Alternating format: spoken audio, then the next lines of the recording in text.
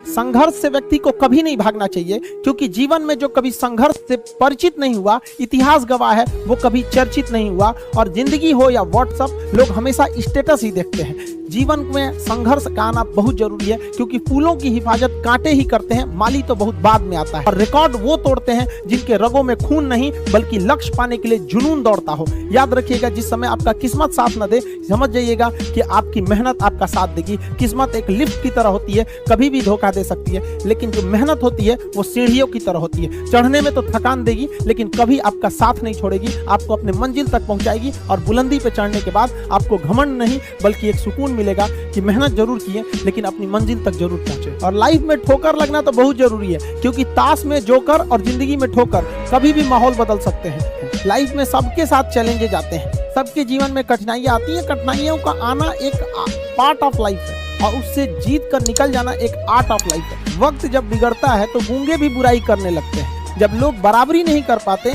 तो पैरों के नीचे खुदाई करने लगते हैं। लेकिन ऐसे लोग ज्यादा देर तक टिकते नहीं हैं, सारे लोग खत्म हो जाते हैं। और बुरा वक्त से कभी घबराना नहीं चाहिए, क्योंकि बुरा वक्त ही बताता है कि लोग क्या थे और हम क्या समझ रहे थे। याद रखिएगा, समय, सम्मान और विश्वास, ये तीन ऐसी चीजें होती हैं जो एक बार अगर हाथ से चली गई तो फिर दोबारा लौट के कभी नहीं आती। जिसने किया कल, दिन गया टल। जिसने कहा परसों, बीत गए बरसों। और जिसने कहा आज, उसी ने किया राज। ये जिंदगी है, इसे सीखना बड़ा मुश्किल होता है, क्योंकि जब तक ये समझ में आती है, ये आधी खत्म हो चुकी रहती है। इस जिंदगी में आप चाहेंगे कुछ, मिलेगा कुछ, बनना कुछ और रहेगा। किसी के सुख में जाइए या ना जाइए, लेकिन दुख में जरूर साथ दीजिए, क्योंकि अपने वो नहीं होते हैं जो तस्वीर में साथ हों, अपने वो होते हैं जो तकलीफ में साथ देते हैं। बेशर्म चीज अगर कोई इस दुनिया में है तो वो गरीबी है।